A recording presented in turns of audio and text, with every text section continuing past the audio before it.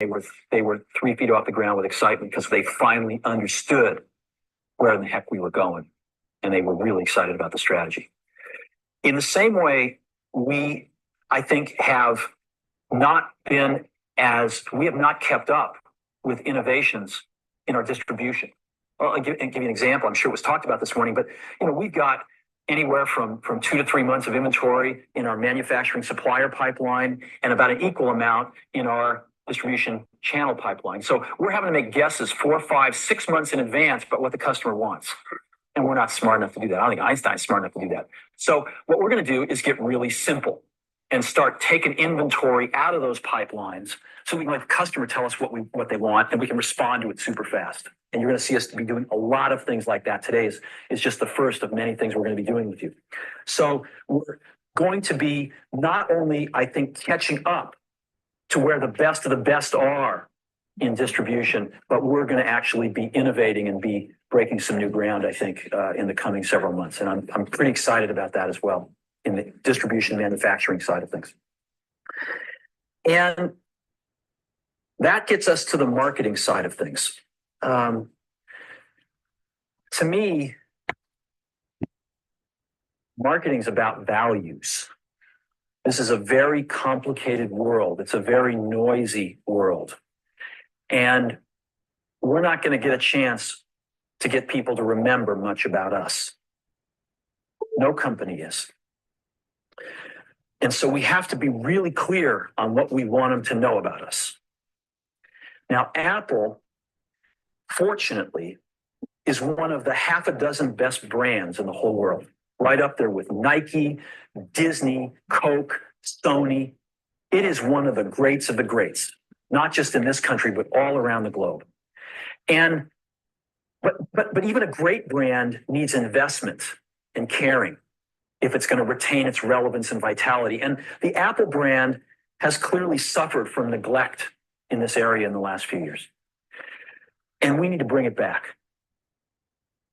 The way to do that is not to talk about speeds and feeds. It's not to talk about MIPS and megahertz. It's not to talk about why we're better than Windows. The dairy industry tried for 20 years to convince you that milk was good for you. It's a lie, but they tried anyway. And the sales were going like this. And then they tried Got Milk, and the sales have gone like this. Got Milk doesn't even talk about the product. Matter of fact, it focuses on the absence of the product. But the best example of all, and one of the greatest jobs of marketing in the universe has ever seen, is Nike. Remember, Nike sells a commodity. They sell shoes. And yet when you think of Nike, you feel something different than a shoe company. In their ads, as you know, they don't ever talk about the products. They don't ever tell you about their air soles and why they're better than Reebok's air soles. What does Nike do in their advertising? They honor great athletes and they honor great athletics. That's who they are. That's what they are about. Apple spends a fortune on advertising. You'd never know it. You'd never know. So when I got here, Apple just fired their agency. They were doing a competition with 23 agencies that, 4 years from now would pick one. And we blew that up, and we hired Shive, the ad agency that I was fortunate enough to work with years ago. We created some award-winning work, including the commercial voted the best ad ever made in 1984 by advertising professionals. And we started working about 8 weeks ago. And the question we asked was, our customers want to know who is Apple and what is it that we stand for? Where do we fit in this world? And what it's about isn't making boxes for people to get their jobs done, although we do that well. We do that better than almost anybody in some cases. But Apple's about something more than that. Apple, at the core, its core value is that we believe that people with passion can change the world for the better. That's what we believe. And we've had the opportunity to work with people like that. We've had an opportunity to work with people like you, with software developers, with customers who have done it in some big and some small ways. And we believe that in this world, people can change it for the better. And that those people that are crazy enough to think they can change the world are the ones that actually do. And so what we're going to do in our first brand marketing campaign in several years is to get back to that core value. A lot of things have changed. The market's a totally different place than it was a decade ago. And Apple's totally different, and Apple's place in it is totally different. And believe me, the products and the distribution strategy and the manufacturing are totally different, and we understand that. But values and core values, those things shouldn't change. The things that Apple believed in at its core are the same things that Apple really stands for today. And so we wanted to find a way to communicate this. And what we have is something that I am very moved by. It honors those people who have changed the world. Some of them are living, some of them are not. But the ones that aren't, as you'll see, you know that if they ever used a computer, it would have been a Mac. And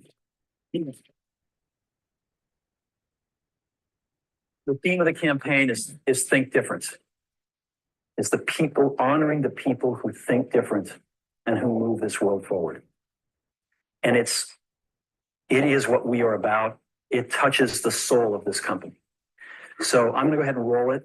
And I hope that you feel the same way about it I do.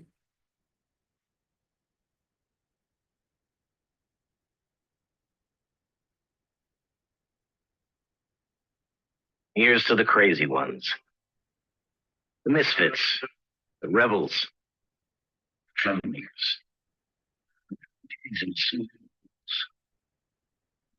see things differently.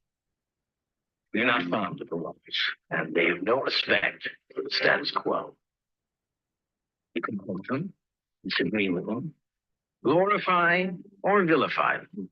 But the only thing you can do is ignore them. Because they change things.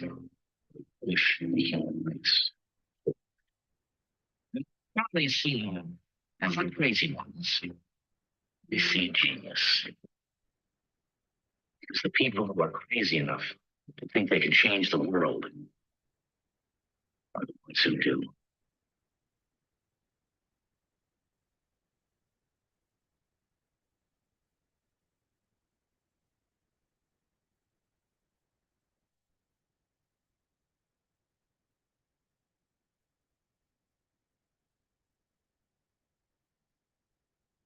So that puts it out there. That puts us out there saying, this is who we are. This is what we stand for. I don't know, do you like it? Yeah. Good. I know that some people will criticize us for, not talking about all those things. Good morning, y'all. Welcome to the call. Appreciate y'all for tapping in, tuning in, and just being here for the call. You already know, more people will pop in as we get started. We typically always share within the first 5 to 10 minutes. Always like to share something, you know what I mean, to get your mind flowing for the morning, because I truly believe that that is what's most important. Good morning, everybody. Thank you so much for tapping in and tuning in to Coffee and Crypto this morning. Please go over there and share that link to our Discord group. Let's run the numbers up. I've been personally sending this link out to some of my friends, some of my family, just trying to help them, just really trying to save them, because things are really getting shaken up. Things are really getting shaken up in this market, right? I truly believe that. Like and not even do I believe it, but we can truly see. We can see what's happening right before our eyes. So please take this moment, share this link again. Even if you've already shared it, share it one more time. And then guess what? Share it one more time after that, because I believe that people need to truly wake up. And this show right here really does, I really try my best to take you day by day through this market. You know, we only meet here Tuesdays and Thursdays on the YouTube channel, right? And I believe that that's within my capacity. All right, let me make sure we are good.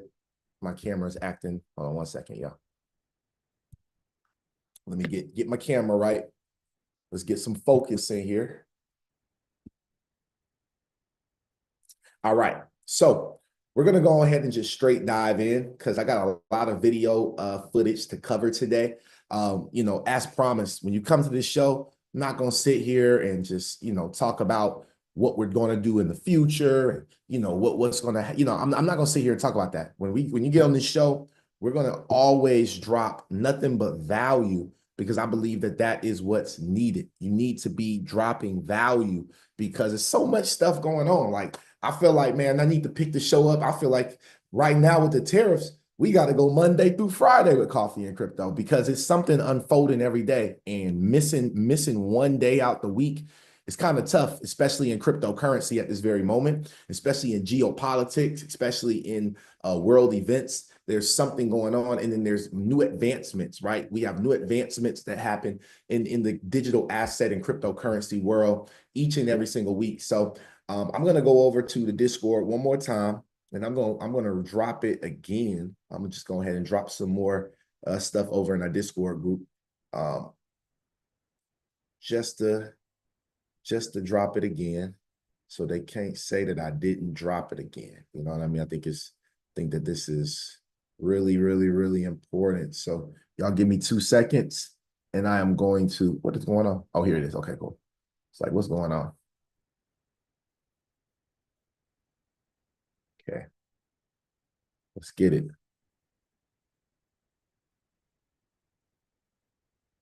Let's get it. All right. So let's go ahead and jump into today's content. Today, I am going to dive back into the Ripple acquisition a little bit. I think that we need a deeper dive, and I want to hear from a couple of people. We're going to listen to Monica Long this morning. We're going to listen to a couple of people this morning when it comes to this Ripple acquisition. If y'all were not on a Tuesday show, Ripple has acquired a major company for like 1.25 billion or 1.5 billion. It's somewhere around there. I think it's $1.25 billion. This marks the largest acquisition in digital asset company history.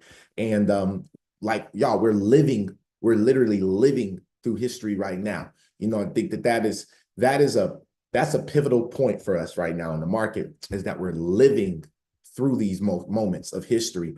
And, you know, the same way that some of the people like even this guy right here, Steve Jobs, right? He said that, and I want y'all to kind of hear at the end of this video what he said, what he said at the end of this video. Just hear it out real quick. Change the world. And the crazy ones, they see genius. It's the people who are crazy enough to think they can change the world who do. He said it's the people who are crazy enough to think they can change the world, think that they can bring value to an already, you know, value-driven world. Those are the people that will. And if you think about Steve Jobs with even this device right here, this is an Apple phone. The computer that I'm using, the laptop I'm using is a MacBook Pro. You know, he thought that he could change the world. And even though Steve Jobs is not here today, his vision still endures. His team believed so big while he was here that they kept the mission and the vision going. That's what I believe is going to happen here at Coffee and Crypto, is eventually, right? I'm going to tell you, eventually we'll all be more wealthier than we are at this very moment. All of the pain and the things that you endured through this process, because it is truly a process, and I've learned to love the process. You know, while the market was crashing and I was watching, you know, tens of thousands of dollars be wiped out of my account, I was watching that, and I'm like, wow, what a time to be alive. You know, these are the stories that will turn you into a champion. See, you got to understand that there is no testimony, right, without the first letter, the first 4 letters of that word testimony. You can't have a testimony unless you went through tests, unless you went through battles, unless you went through hardships, unless you went through pain.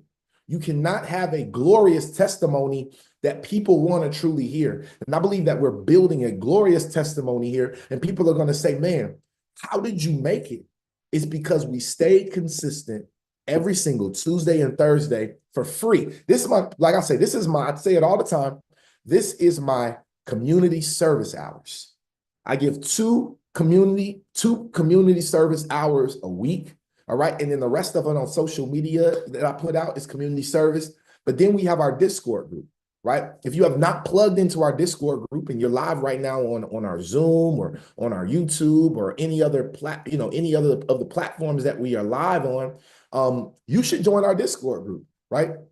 And I've made a new offer on the Discord group for the next 100 people that take advantage of it. And it's 7 days free.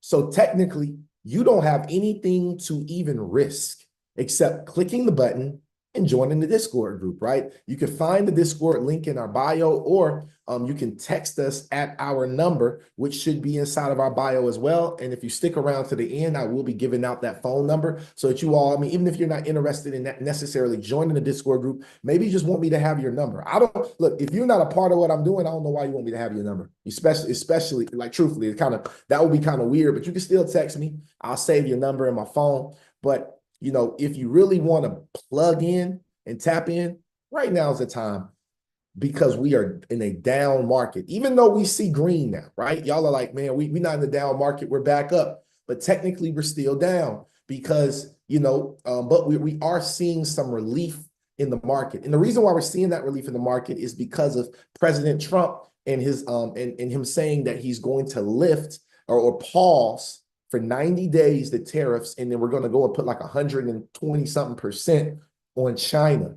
Okay, so right now we are in a tariff war, we are in a tech war, we are in a blockchain and digital assets war, we are in a geopolitical war, we are in a real war. It's all types of wars going on. We're even in a spiritual warfare, family.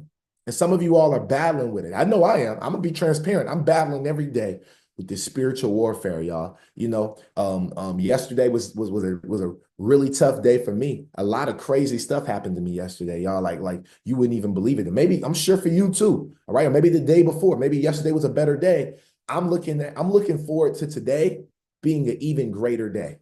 If you're looking forward to today being an even greater day, just go ahead and drop a 777 in the chat box, 3 sevens, and that'll complete it. You got to drop it 3 times, right? Today is going to be the greatest day of your life.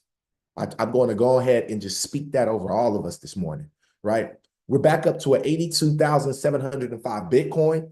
We've finally broke back above 1,500 for Ethereum. We're back above $2 for XRP. If you guys were buying those assets while they were down, $1.79 XRP, whatever, right? You did good. You did what you were supposed to do. But if you didn't do that, you have to continue to ask yourself why. Now, if it's because you don't have any money, that's one thing. But if you got money and you just don't have no faith and you're not applying no faith, then that's another thing. And that's something that has to change. That's something that has to be different moving forward for the rest of this year, right? Don't play with this opportunity. This is an opportunity of a lifetime, and they only come once in a lifetime. And we're blessed to be a part of that. If you are below the age of 40 years old, you are blessed to even be on a call like this. You are blessed to even be able to invest into a market like this, because it wasn't like that when our parents was growing up, when our grandparents were growing up. You couldn't just openly invest into Wall Street. But here's the thing. Wall Street is now becoming our street, right? Wall Street is now becoming your street. It's now becoming my street. Each and every single day, I'm seeing it unfold. So we're going to go over and look at the total crypto market cap just to kind of see where we are in the market. Now, y'all know I had this, well, I don't know if you knew, but I'm going to just show you. But I had this downtrend. Let me go to the 4 hours so we can extend this.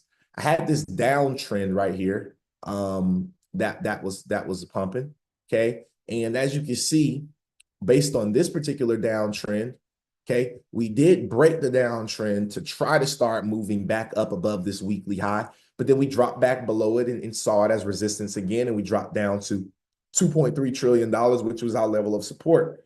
We did a double bottom off that level of support, and then we've done a huge bullish engulfing candlestick out of this. Now, the difference between what happened here and what happened here was this was one big candle, which shows a huge level of momentum. This was a bunch of multiple green candles that showed momentum, but one big green candle is good because we love engulfing candlesticks. That's one of our favorite confirmations that we may be moving up for a little while.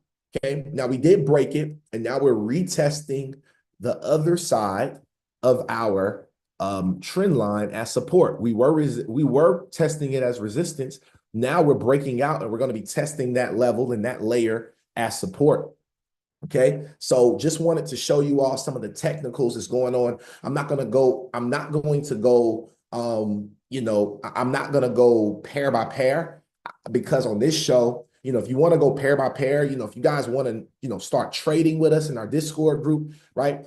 Even last night, and I set this up last night because I'm hoping that by our evening call today, we'll be able to look at this. But, even from my Discord group, I've been calling out plays, right? We've been going over the market. And last night I was sitting down and I was kind of measuring some things out. And I've come up with these two levels right here, which I believe Bitcoin's going to end up pulling back into before we see it kind of start to catapult back up, because Bitcoin needs to pull back just a little bit more based on technicals, or maybe it'll stop right here at this level of support and continue up. But I believe that this level of support, like I was talking to myself last night, I was like, man, this level of support right here is a level of support that the banks know people are going to be jumping into, all because you can clearly see it. You can see the support from the past, and then you can see this wick, which was resistance. This one wick right here showed me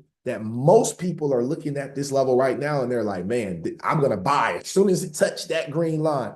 And as you can see, they're a little bit in drawdown currently right now. If you had a press buy at that green, it did draw you back quite a bit, right? So be careful. And when you're trading out here, especially if you're leverage trading, you want to make sure if you're leverage trading, you want to make sure that you have some solid foundation. And I try to tell people, and I say it even in my group, don't leverage trade if you're new. You can practice in a demo account, but the game that you're going to win at in this space is the long-term game. It's the buy and hold game, right? Do not try to go out and leverage trade these markets just because you see other people doing it that have more experience than you. Hear me out, because you will lose money. Crypto is not a market that's set up for us to leverage trade. I'm going to come back to the front. Cryptocurrency is not a market that is set up based on volatility for us to leverage trade as new traders, as traders that don't have the experience. If you're unexperienced, I would highly recommend that you just buy and hold, right? And take your time and learn the skill set. Don't go out here and blow money, because that same money that you're going to blow in a trading account, the same money that you're going to blow that these educators tell you to go out here and get funded accounts. You don't hear me if you're in my Discord group, y'all don't hear me preaching funded accounts to you all. You're too new for a funded account. You need to be in a demo account. You need to be in a demo. You need to be practicing. If you're trading to make money, that's rule number one as to why you're losing, because you're not in the right headspace. Stay at your job, continue to work your business, have your side hustles, whatever that can be, practice in the charts in the demo account, but take the money that you were going to blow and take from $1,000 in the trading account down to $5, and then you get upset because you don't got no money to invest in crypto. Take that same budget and just go ahead and put it in the long-term bag and be patient. I promise you, you will be more happy with that decision than you won't be.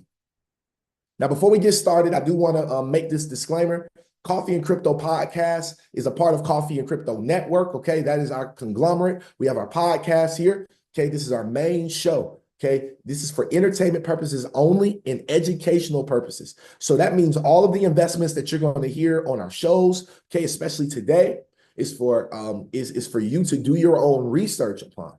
right? Please don't just jump into these assets and stuff just because you hear about them on our show. Make sure you get with some type of, whether that's a financial advisor, which most of them don't even know nothing about crypto yet. They're going to have to come talk to me or someone like me, okay? Or find yourself a blockchain strategist. That's what I am. I'm a blockchain strategist. If you're a business or if you're a retail investor, we can help you, okay, understand this space enough where you can be dangerous. Get with me. And you got 7 days free in our Discord group. After 7 days, it is $50. But at least get your 7-day trial, okay? Let's go ahead and dive into today's bullish content. Appreciate y'all's patience. So the first thing I'm going to show is a video from the 90s. And this was from I don't know if y'all remember this show, but it was a show called X-Files. Who remembers X-Files? Anybody remember X-Files? I've showed this video one time, maybe about almost 100 episodes ago, probably when we were in like 100 and, episode 163 or something, right? I showed this video quite some time ago, but X-Files was a dope show. I kind of remember the show. I remember it, right? But it was a great show.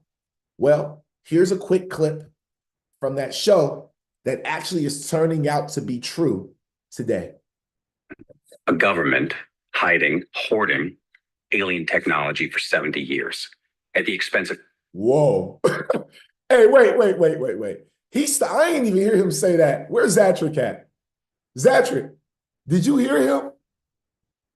Hold on. This is crazy, y'all. I done told y'all H-bar, we've said it before. H-bar is what type of technology? Alien technology. Listen to X-Files. A government hiding, hoarding alien technology for 70 years at the expense of human life and the future of the planet. Driven not only by corporate greed, but a darker objective. The takeover of America. And then the world itself, by any means necessary, however violent or cruel or efficient. By severe drought, brought on by weather wars, conducted secretly using aerial contaminants and high-altitude electromagnetic waves. In a state of perpetual war, to create problem, reaction, solution scenarios to distract, enrage, and enslave American citizens at home. With tools like the Patriot Act and the National Defense Authorization Act, which abridge the Constitution in the name of national security. The militarization of police forces in cities across the U.S., the building of prison camps by the Federal Emergency Management Agency with no stated purpose, the corporate takeover of food and agriculture, pharmaceuticals and healthcare, even the military in clandestine agendas to fatten, dull, sicken, and control a populace already consumed by consumerism. And I encourage you all to go shopping more. A government that taps your phone, collects your data, and monitors your whereabouts with impunity. A government preparing to use that data against you when it strikes. And the final takeover begins. The takeover of America. By a well-oiled and well-armed multinational group of elites that will cull, kill, and subjugate. Happening as we sit here. It's happening all around us. The other shoe waiting to drop. It'll probably start on a Friday. The banks will announce a security action necessitating their computers to go offline all weekend. Digital money will disappear, They can just steal your money? followed by the detonation of strategic electromagnetic pulse bombs to knock out major grids. What will seem like an attack on America by terrorists or Russia. Or a simulated alien invasion using alien replica vehicles that exist and are already in use. An alien invasion of the U.S. The Russians tried it in 1947.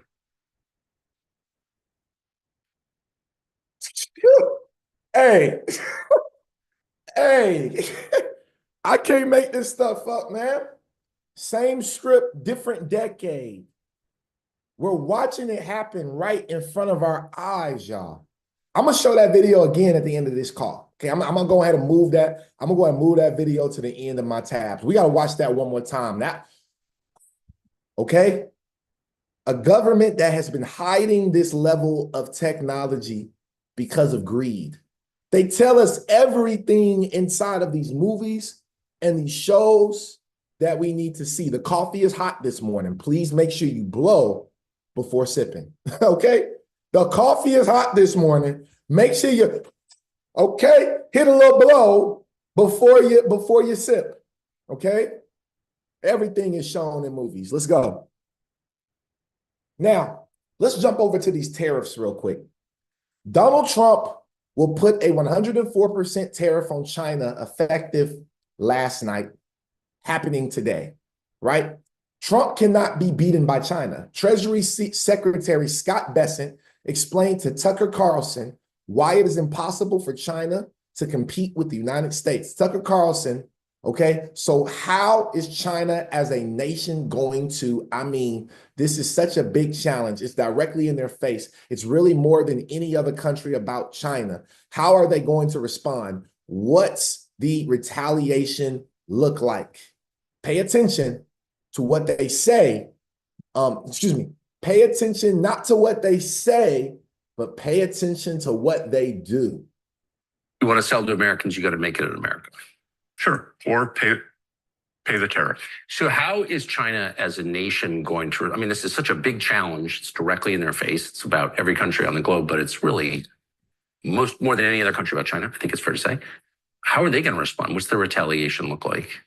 Well, I don't know if they can retaliate for a couple of reasons. If you look at the history, and I used to teach economic history, and when you look at the history, we are the debtor nation. Yes. We have the trade deficits. The surplus nation is in the weaker position because the Chinese business model, and Tucker, by the way, the Chinese business model and the economy are the most unbalanced, imbalanced in the history of the modern world. We've never seen anything like this in terms of their export level relative to their GDP, relative to their population. So I think it is going to be very difficult for them to try to change the model. They're in a deflationary recession/depression right now.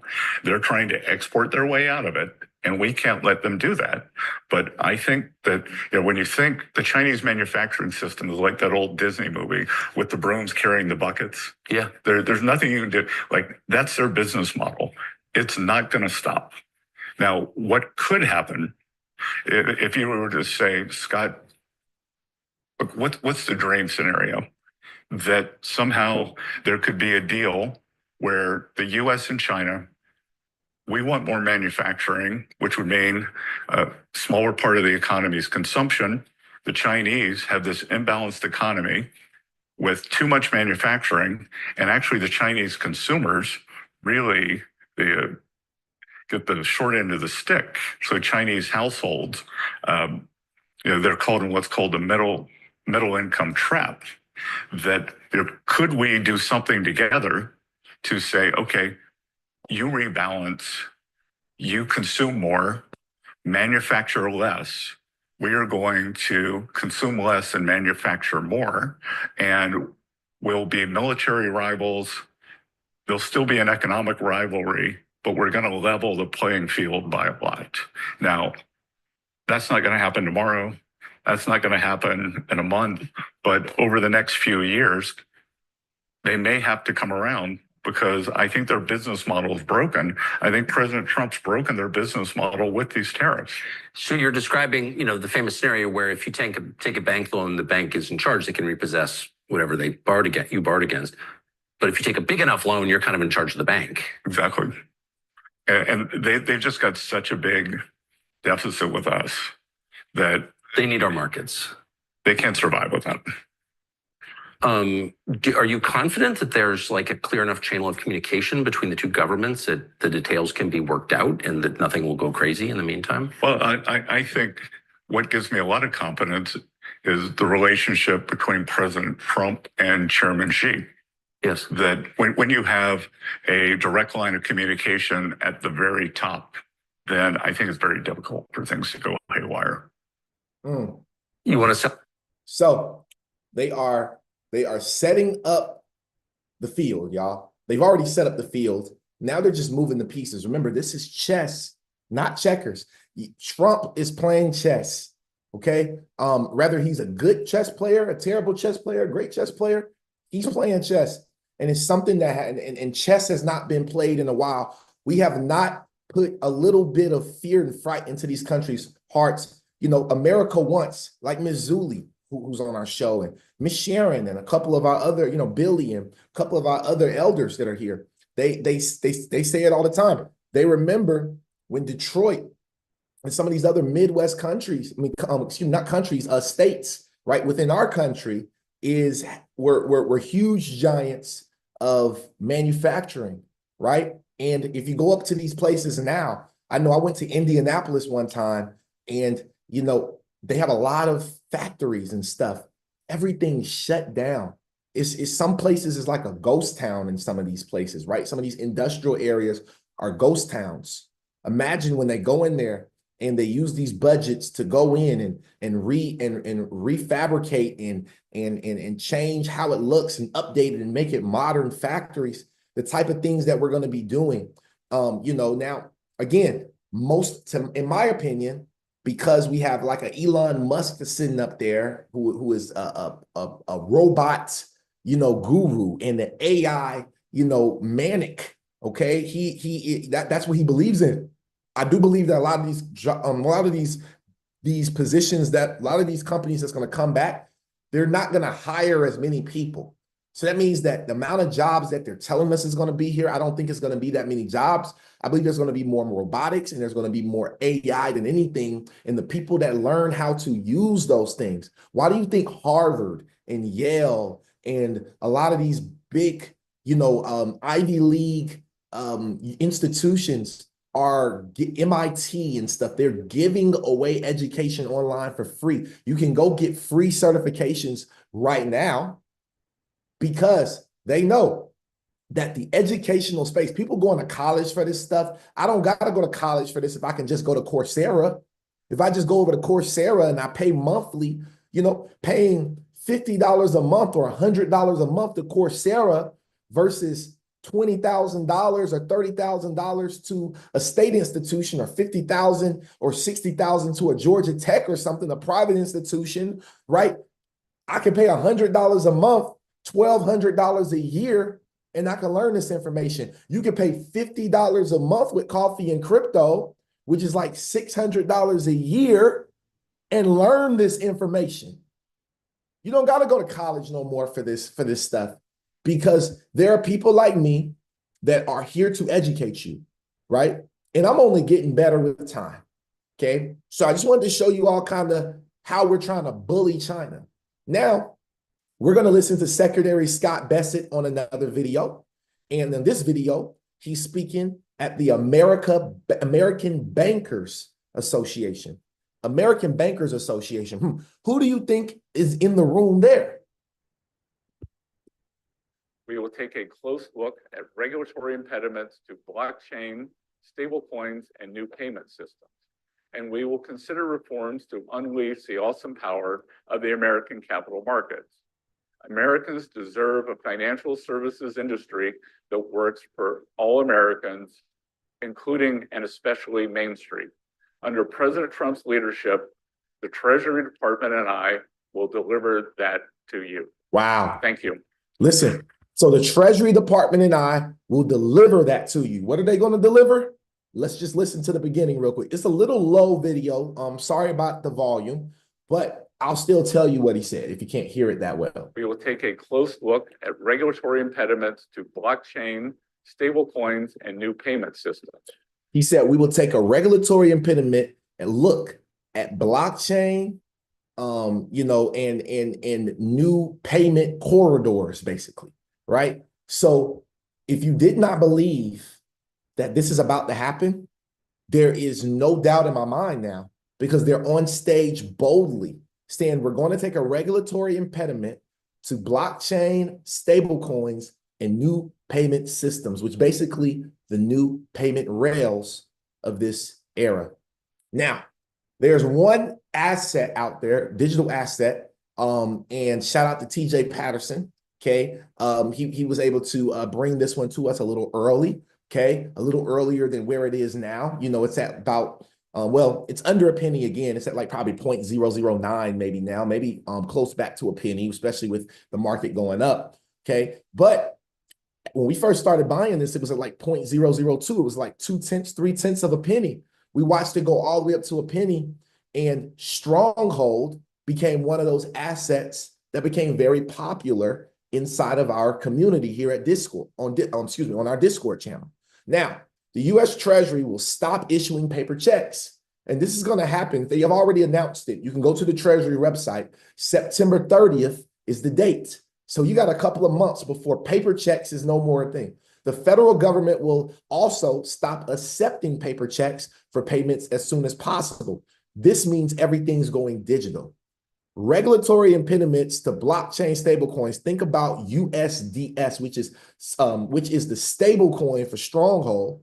Okay, those are going to be. So you're talking about stablecoins, and we're talking about new payment systems. We know that Stronghold is already connected into the Federal Reserve with the new faster payment system, FedNow.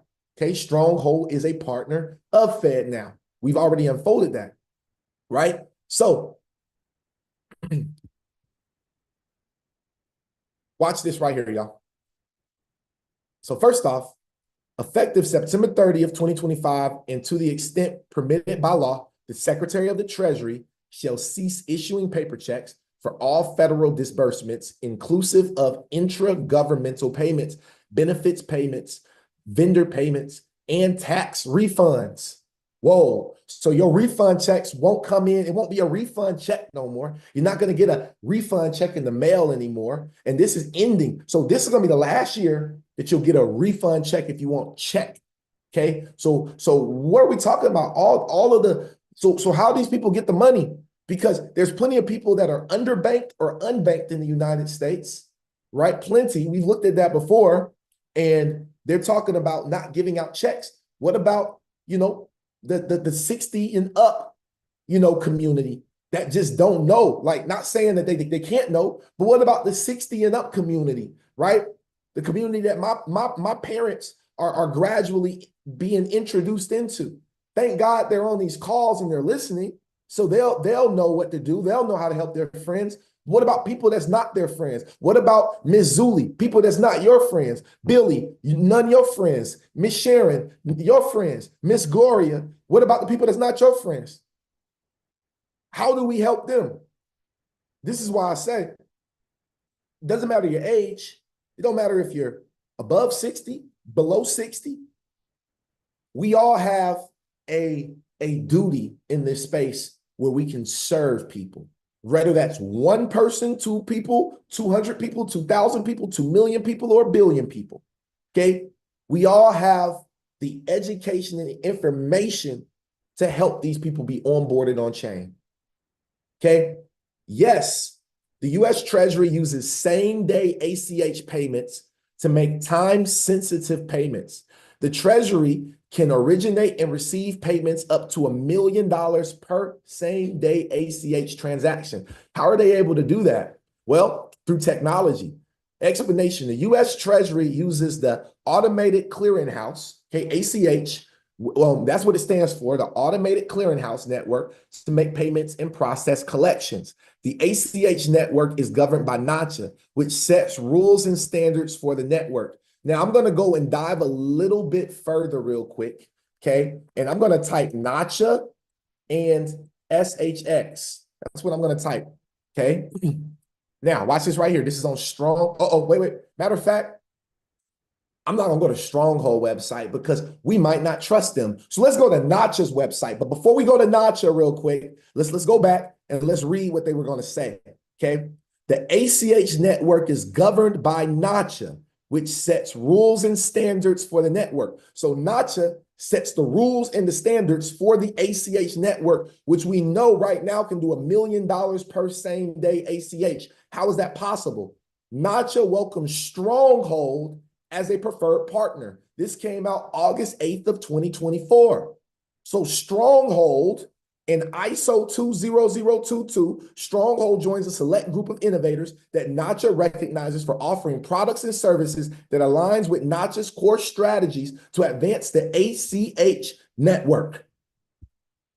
Hello, let's cook. Let's cook. Hey, hey, I don't know if y'all saw that White House picture. Okay, hold on. Let me show y'all real quick. Let me show y'all real quick, man. Let me show y'all the White House picture real quick that I'm talking about. Hold on, here it is. Here it is right here. Somebody gonna get mad at me for this one. I don't care. Hey, let him cook. Hey, that's what the White House tweeted about Trump. They said, let him cook. I wonder who they got over their social media. Is it Glorilla? They must got Glorilla over they doggone social media. Sheesh. All right, but let them cook. So the Treasury can use same-day ACH to make payments that need to be processed quickly. The Treasury can initiate ACH credits with a settlement date that's more than 2 banking days in the future. Same-day ACH is an option for federal government and state government agencies. Let's keep going. I got some more to show y'all. Same-day ACH 2024. 1.2 billion payments totaling $3.2 trillion. So Stronghold could potentially be one of the providers that handles this $3.2 trillion. Now, let's go over here real quick and let me show y'all on CoinMarketCap. Let's pull up Stronghold real quick. It's the number 493 token. It is subpar to penny. Excuse me, y'all. We're at 0.007 right now on Stronghold. Okay. And let's look at their market cap. They're at a $44 million. They're not even at a $100 million market cap, y'all. We're looking at $44 million. But then we turn around and then they are a preferred partner of Nacha. We're talking about $3.2 trillion being settled same day through ACH. We're super early. Let them cook. So watch this, y'all. This is a tweet from Stronghold on February 20th of this year. They said, our payments API is delivering real results. Our promotions featured helped one merchant boost digital payments by 34% in 28 days. We launched same day ACH, so many moves in hours, not days. We launched same day ACH, so money moves in hours, not days. Real impact, real businesses, real growth. This was a tweet from Stronghold. Now I'm going to go over and what I'm going to do. My stream is my stream unavailable? I think my stream might have somehow went out. Let me look real quick. I don't know what happened to YouTube. Is my YouTube streaming? Somebody confirm with me. I'm talking about YouTube. Is my YouTube still live? On my end, it says still streaming.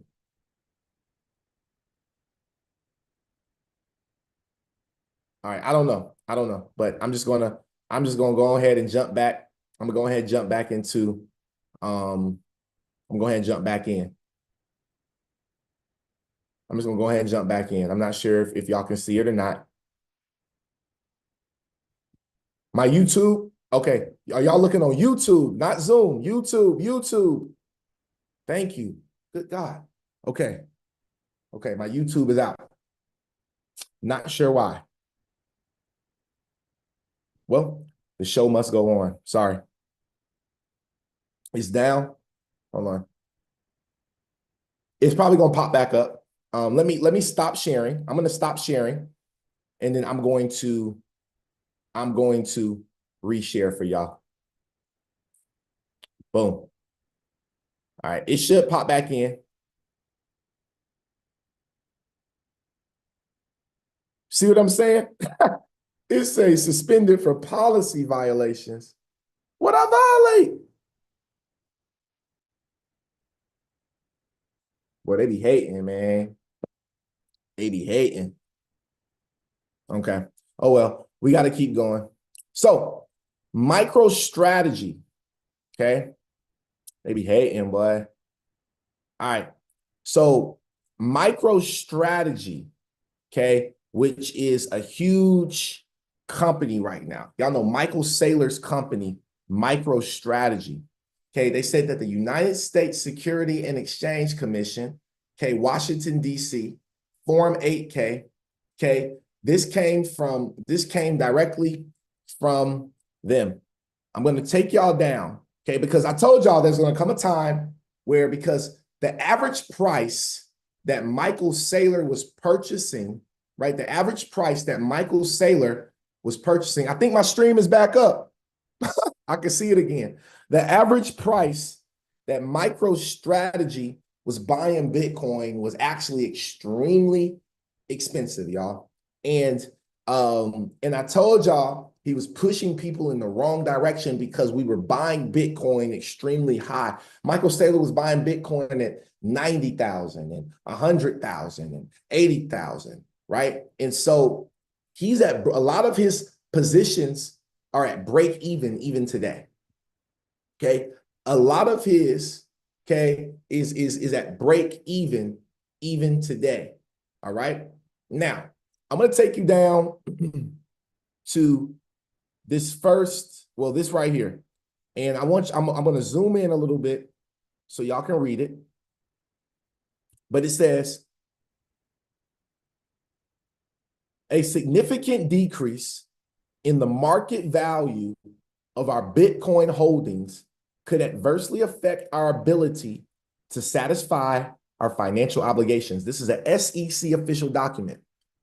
As of March 31st, 2025, our outstanding indebtedness was $8.2 billion, and our annual contractual interest expense was $35.1 million, right? Additionally, as of March 31st, 2025, right, we had outstanding $1.615 billion aggregate notional value of our perpetual strike preferred stock and perpetual strike preferred stock, with respect to which we are required to pay aggregate annual dividends of $146.2 million. Our enterprise analytics software business has not generated positive cash flow from operations in recent periods and may not generate sufficient cash flow from operations to satisfy these financial obligations in future periods. As part of our Bitcoin strategy, we expect to incur or continue to incur additional indebtedness and fixed charges, and we expect to issue additional preferred stock. If our enterprise analytics software business does not generate cash flow sufficient to satisfy our financial obligations, including our debt and cash dividend obligations on our preferred stock, we intend to fund our obligation using cash proceeds from equity or debt financing.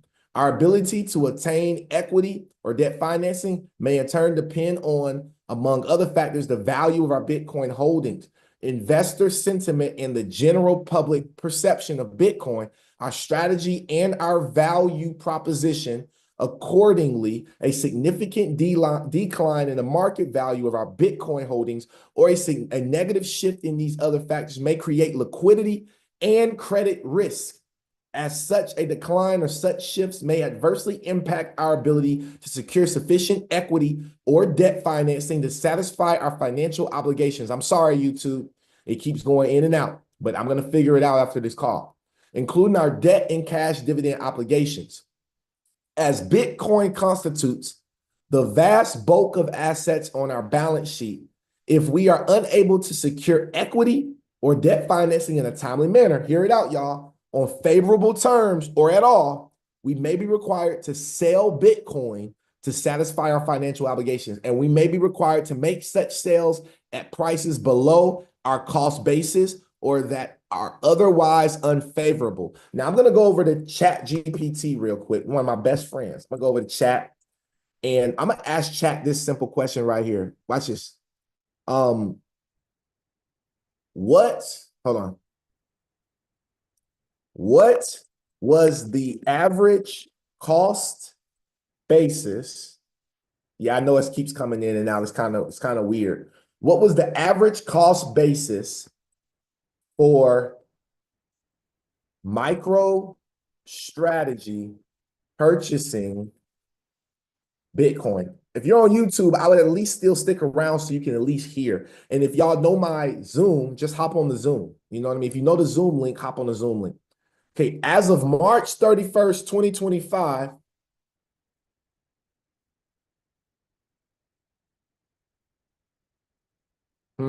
okay. As of March 31st, 2025, MicroStrategy, now operating a strategy, holds this many Bitcoin, 528,000 Bitcoin. This results in an average cost basis of 67,458 per Bitcoin. Now let's see. Has it came down? Have y'all seen Bitcoin come down to 67,000 yet? Nope. But we ain't that far, right? That's his average per cost, right? Okay. The company purchased that. Okay. But notably, between March 24th and March 30th of this year, the company purchased 22,000 Bitcoin for 1.92 billion, averaging that the cost of Bitcoin per cost is 86,000. Where are we at right now? We're sitting at 81,000. So we are actually below all of it, right? And then check this out. Watch this. In December 2024, the company acquired 5,000 Bitcoin at an average price of 106,000. He is literally like, what is he doing? Like, what is Michael Saylor doing? Right? So let's read this again.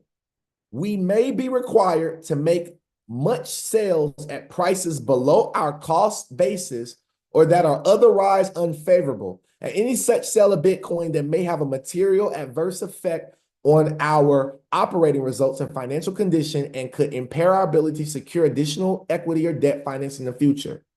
Okay. They're about to, like, because look, Michael Saylor's a whale, but we are about to see the sharks eat the whale. Now, here's a quick clip from good old Warren Buffett.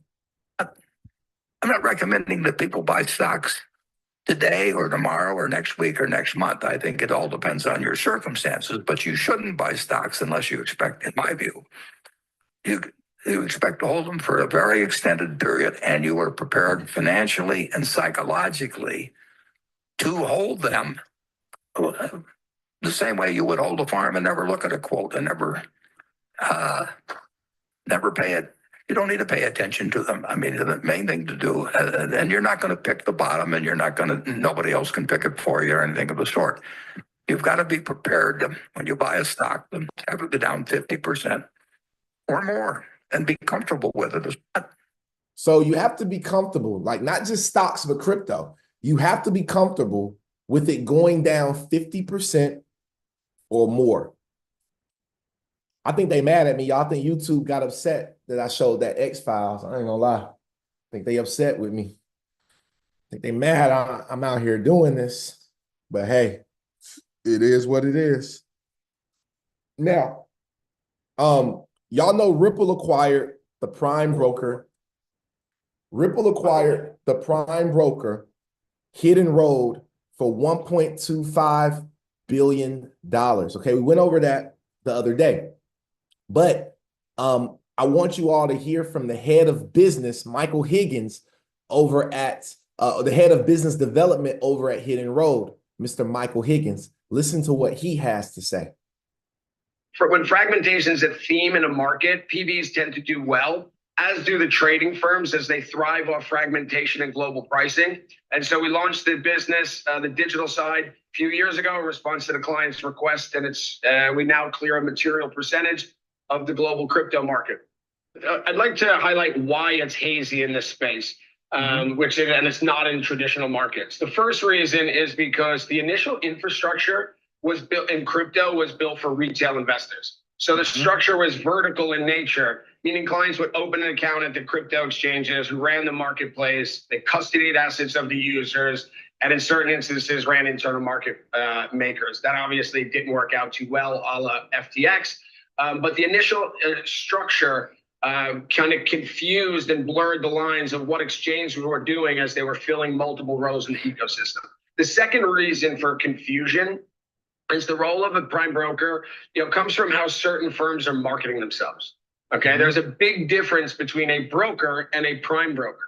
The fact that, in fact, brokers should actually be using prime brokers, but mixed marketing messages create this confusion. The amount of times, Ian, I hear people saying they're a prime broker when they're a custodian or they're a normal trading broker is mind-boggling. And finally, kind of relates to the first point that many of the crypto native folks didn't come from TradFi backgrounds and they're just not familiar with that market structure. And in many cases, the TradFi world was forced to build over the last 30, 40 years. And so in short, that's more of a horizontal ecosystem, unlike crypto, which was vertical. And so the crypto native community, again, extremely talented. And as the market is maturing, and unfortunately, they've been through several blowups, they're learning a bit the hard way that you need to separate these duties and responsibilities. And by doing so, it leads to better infrastructure. The second part of your question, and I'll be more brief here, what is the role of a prime broker? It's actually quite simple. Prime brokers are commonly referred to as third-party credit providers, are there to inject capital into the market to allow clients to trade across a whole ecosystem in a safe, capital and cost-efficient way. Specifically for crypto, we as a prime broker allow the client to trade wherever they want, and on a post-trade basis, give up the positions to Hidden Road where they net and settle. And so very quickly, wherever they want is bucket one is the crypto exchanges and spot perpetual swaps, futures and options. Bucket two is the OTC market, where they face market makers bilaterally from trading, but they give up the position to the prime broker where it nets and settles. Bucket three for us is we're the only PB in the world that'll cross margin and margin finance native crypto against regulated futures and options, for example, CME. And finally, the fourth bucket is clients can trade on non-custodial ECNs where we provide credit, including the likes of Rule Match that are coming online and winning material market share. And so as a PB, we provide clients credit, margin financing to trade across all of these. We take away the counterparty risk they face and settle with us. It's a well-known, well-capitalized entity. What we're not doing is we're calling ourselves a PB and then giving clients a platform that routes all their trades. And in some instances, these so-called PBs are actually running trading desks. This is a very different business and one that presents very different risks and concerns that clients need to carefully evaluate. Many of these firms we hear calling them PBs are unregulated and thinly capitalized. So that's a little bit of perhaps why there's the haziness, the gaps, right? For institutional clients, they either cannot trade on all of the current infrastructure, and if they can only do that in small doses because of the risks involved. And so the gap that we're filling is very large. In short, giving them a highly regulated PB platform to access the entire landscape in really a safe and capital and cost efficient way is the goal. What does it look like the before and after? I think it's important to remember the initial lenders in the space all basically blew up. In fact, when we look back in years, I think the issues from crypto early on, I think we're going to point to the irresponsible lending and those providers that were in the space. The idea that they could take capital from retail, promise yield, then have it sit on their balance sheet burning a hole in their pocket was not a good one. And so as a result, they wildly lent this out to trading firms with little to no track record, unregulated, and didn't even have audited financials. To me, in the traditional world, that's crazy. So the way Hidden Road as a true PB offers those services is through margin financing, right? This is very different than lending clients outright collateral. We can lend in size into accounts that we control and monitor from a risk perspective. And ultimately that allows the institutions to scale their business. And this is what will change the dynamics in the market, is that part of that infrastructure, okay? But look, as a PB, we do a few things. First, our actuaries are experts in underwriting counterparty credit risk. Second, we manage liquidity. And by that, I mean liquidity on our balance sheet, and therefore not in the business of rehypothecating client collateral, but instead we build our own balance sheet, which is backed by some of the largest names in the world. Third, we price term liquidity.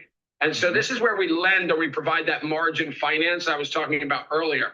We know where it is, we know under what terms we've lent it out and when we can recall that. And finally, and probably most important, is you set appropriate limits for all counterparties that you interact with, including exchanges that you interact with, right? And so we have a very different set of limits for folks like FTX, right, than we do for the CME. But regardless, you set limits and you stay compliant within those limits. These are principle-based approach.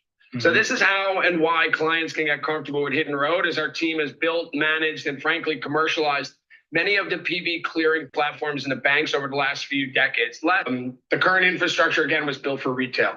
And so institutions and our regulators will likely require this horizontal infrastructure we've been describing, which will offer material improvements to the current settlement process and greatly improve the capital efficiencies in the space.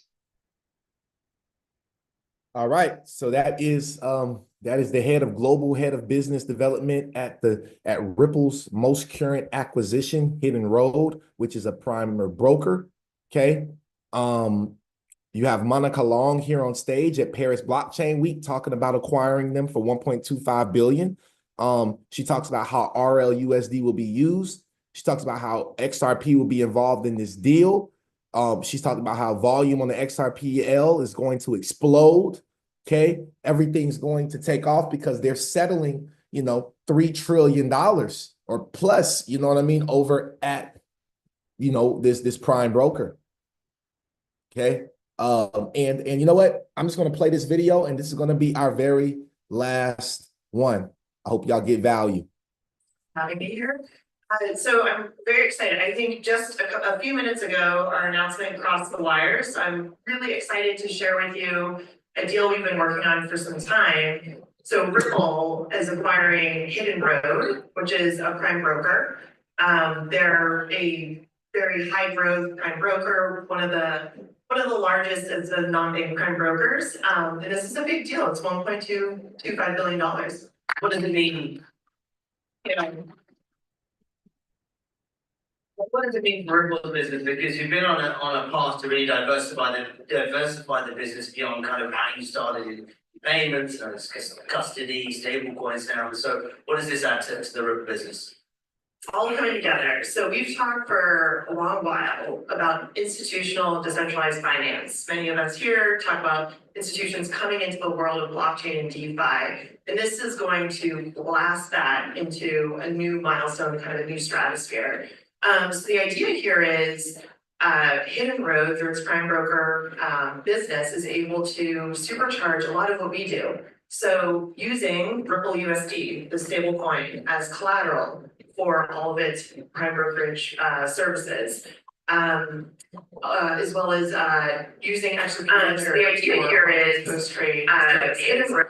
And of course, we've actually known Hidden Road for years because we've been a client of theirs on the payment side to provide FX and those services to payments. So there's many good synergistic opportunities.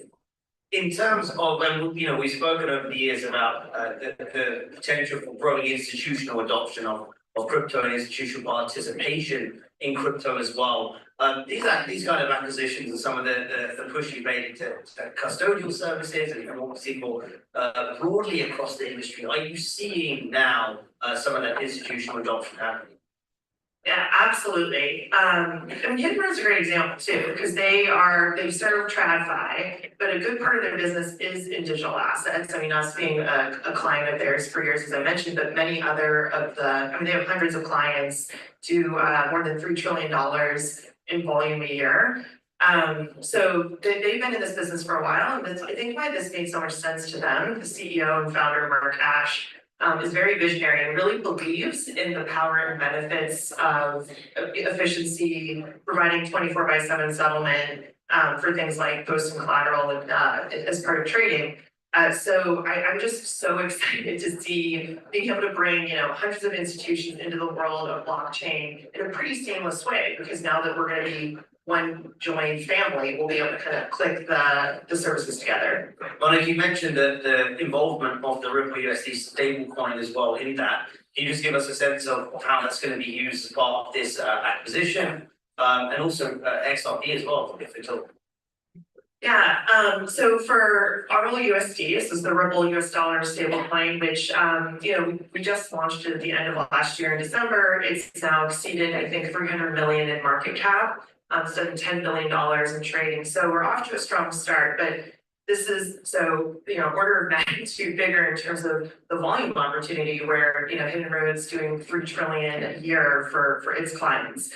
So the key use case will be using it as collateral, and I think the unlock there for Hidden Road and its client base is having it on chain for 24/7 movement and settlement. And then for XRP, so I mentioned that thinking about their set of services in the prime brokerage business across FX and fixed income, repo, and others, bringing those things onto XRP Ledger. And that'll take some time to kind of evaluate and create the right integrations for it to come true, but they're, totally bought in on it. And we just All right. So as you can see, Ripple is making some really big strides. This has been again, y'all, like, I don't know what's going on, but YouTube is really acting up again. Probably gonna need to find another platform at some point to stream off of, because at any point they can decide if they want me to talk about this stuff or not. They can decide if they want us to get this information out to the public or not. And it is what it is. I will be checking.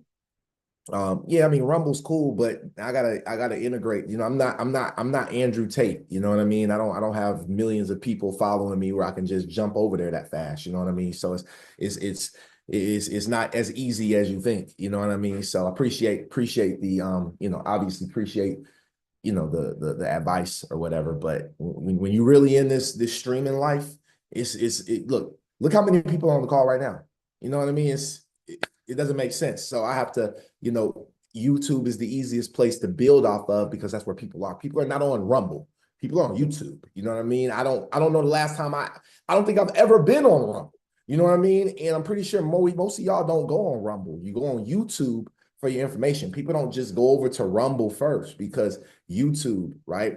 So it kind of is what it is. All right. It is a good alternative. And definitely appreciate it. We're not going to have time for any Q&A today, because we're already at 11:08. So I'm going to go ahead and end this call, because I got other things that I need to get to today. But y'all, thank you so much for tuning in and tapping in live to Coffee and Crypto. YouTube, my apologies on today's episode. I'm going to figure out kind of what happened with the show today, and then yeah, we will take it from there. But in between, in the meantime, in between time, y'all stay cool, and I'll see y'all on the next one.